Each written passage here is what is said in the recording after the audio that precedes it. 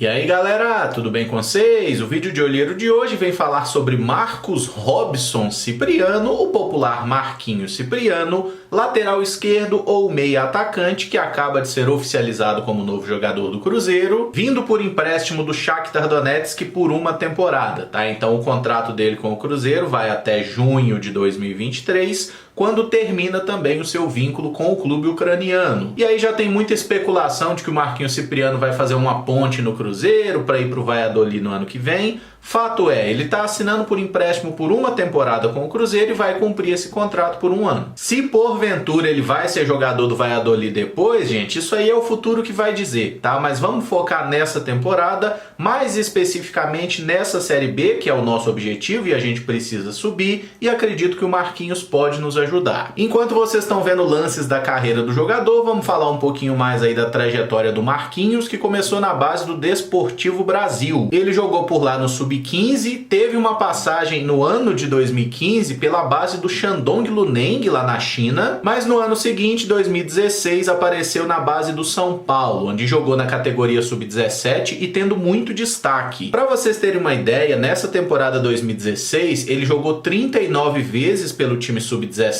do São Paulo e marcou 28 gols. Ele era um atacante, primordialmente um ponta-direita, que por ser canhoto tinha aquela facilidade de puxar para dentro e finalizar. Nessa temporada, ele também marcou 4 gols em 7 partidas pelo Sub-20 do Tricolor. Na temporada 2017, ele não repetiu esse destaque todo, ele jogou 20 partidas pelo São Paulo entre Sub-20 e Sub-23 e marcou apenas 2 gols. E nesse ano, ele fez parte também da seleção brasileira que disputou o tradicional torneio de Toulon, lá na França, jogou 3 partidas, não marcou gol, a seleção brasileira não foi bem. E na seleção ele também foi aproveitado como atacante, tá? De nomes assim mais relevantes nessa geração, a gente tem o Emerson Royal, que atualmente é lateral direito do Tottenham, tem o Igor Gomes, que é meia do São Paulo, tem o Valse também do São Paulo, que está aí envolvido com muitas lesões, enfim, era um time treinado pelo Rogério Micali. Na virada de ano para 2018, Marquinhos Cipriano recebe a sua primeira e única oportunidade no futebol profissional do São Paulo, que foi entrando no segundo tempo de uma partida do Campeonato Paulista contra o São Bento. Inclusive o São Paulo perdeu esse jogo por 2-0 e o Marquinhos entrou como um ponta-direita. O Marquinhos não teve sequência no time profissional do São Paulo, até porque o contrato dele terminava no mês de setembro e o jogador já tinha assinado um pré-contrato com o Shakhtar para se tornar jogador dos ucranianos assim que terminasse o vínculo com o Tricolor. No final das contas, as partes chegaram a um acordo, o Marquinhos Cipriano foi liberado um pouquinho antes, no mês de julho, e o Shakhtar pagou ao São Paulo o valor de aproximadamente 1 milhão de euros, e lá foi o Marquinhos para a Ucrânia. A primeira temporada foi de adaptação e pouquíssimas oportunidades no time, tá? Ele jogou apenas 6 partidas, sendo apenas 2 como titular, não tendo contribuído aí com gols ou assistências. Mas convenhamos que era muito difícil ele ter oportunidades, né? Porque o Shakhtar tinha diversos jogadores interessantes ali para o setor ofensivo, caras já consolidados no time, né? O Júnior Moraes, o Tyson, Alan Patrick, o Marlos estava por lá, o TT, o próprio Wellington Nem, então no final das contas o Marquinhos ficou mesmo aí pro final da fila. No meio dessa temporada 2018-2019, mais especificamente entre janeiro e fevereiro de 2019, o Marquinhos Cipriano disputou o Sul-Americano Sub-20 com a seleção brasileira, foi utilizado em 6 das 9 partidas, não fez gol e não teve um bom desempenho, assim como a seleção como um todo foi muito mal naquele Sul-Americano. Tanto que do hexagonal final, 4 times se classificavam para o Mundial Sub-20 e o Brasil terminou em 5º lugar. Então o Brasil não foi para o Mundial Sub-20 por causa desse sul-americano horroroso, em que tinha até bons jogadores, tá? O Gabriel Brazão, goleiro do Cruzeiro, por exemplo, era reserva dessa seleção, mas tinha lá o Rodrigo, né, que hoje está no Real Madrid, o Igor Gomes estava por lá, o Gabriel Menino do Palmeiras, o Eric Ramírez, o próprio Emerson Royal, enfim, tinha até alguns jogadores interessantes, mas a seleção não deu liga. A temporada 2019-2020 foi a que o Marquinhos teve mais oportunidades de jogar pelo Shakhtar, mas ainda assim não foi um titular.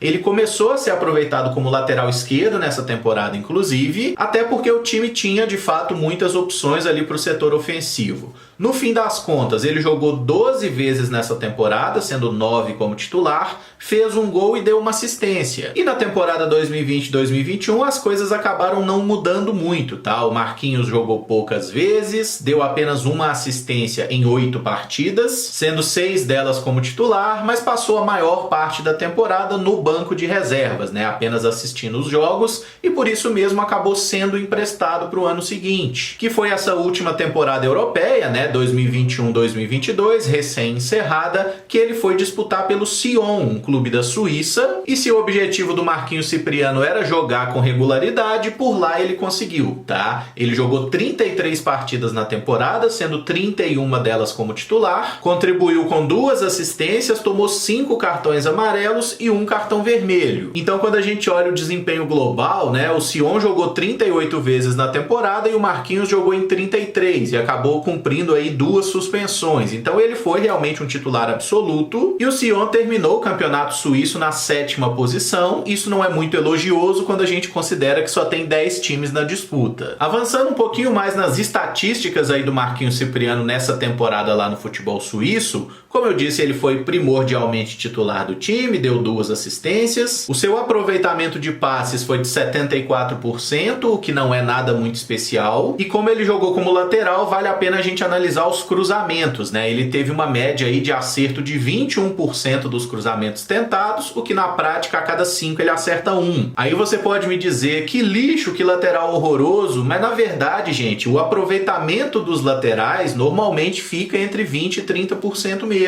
Só para efeito de comparação, tá? Um dos melhores laterais esquerdos do mundo hoje, eu considero que é o Robertson, do Liverpool. E ele teve nessa última temporada de Premier League 23% de aproveitamento dos cruzamentos. Comparando com os jogadores do Cruzeiro, o Rafael Santos tem 22% de aproveitamento na atual Série B e o Matheus Bidu tem 31% de aproveitamento. Com isso, a gente pode considerar então que Matheus Bidu é melhor que Robertson? Não, né, caralho? Mas vocês entenderam, nós estamos apenas comparando números. E o cruzamento, assim como o passe, não são fundamentos em que o Marquinhos Cipriano é realmente um grande destaque. Eu já acho bem interessante a questão dos dribles, tá? Ele tem um aproveitamento aí de 56% dos dribles tentados, e é mais um fator que me faz pensar que é um jogador que pode ser muito mais útil para o Cruzeiro jogando no ataque, né? Tentando recuperar aquela característica que ele mostrava no São Paulo, do que como um mero ala esquerdo. Aí você pode me questionar, Emerson, você está sugerindo que o cara seja utilizado no ataque, sendo que ele não fez nenhum gol na temporada? Mas a gente deve entender que ele jogava num contexto diferente, ele estava fazendo um papel de lateral esquerdo. Se ele jogasse como atacante, acredito que ele poderia finalizar mais, tanto que a média de chutes a gol dele no futebol suíço foi de 0,3 chute por partida, então é um jogador que raramente arriscava. E como dá para entender com um time que é 7º lugar no campeonato suíço, que só tem 10 equipes, o Sion era um time ruim, né, gente? Não é também que o cara jogava no melhor cenário possível. E defensivamente, o Marquinhos Cipriano tem alguns indicadores bem interessantes, tá? Em média, ele faz 1,5 interceptação por jogo, tem 1,7 desarme por partida, que são indicadores defensivos melhores do que os nossos laterais, por exemplo, e melhores até do que vários dos nossos volantes. Então eu acredito que é um jogador que pode entregar bastante do ponto de vista tático, né? É um jogador rápido, voluntarioso, e a gente tá precisando de opções de velocidade, especialmente ali na frente, e acho que tá bem nítido que a gente não deve esperar do Marquinhos Cipriano um goleador, tá? Ele é um jogador tático, a gente poderia até chamá-lo, né, daquele secretário de lateral, porque se o Cruzeiro optar por jogar num 4-2-3-1 ou num 4-3-3, por exemplo, ele faz muito bem esse papel de um ponta, né, aquele meio campista aberto pelo lado, e acho sim que é uma boa contratação, uma alternativa de elenco interessante, até considerando que é um jogador que tá vindo por empréstimo de uma temporada, pode nos ajudar na Série B, e a sua continuidade no clube em médio e longo prazo é algo totalmente em aberto, né? O contrato com o Shakhtar vai terminar no ano que vem,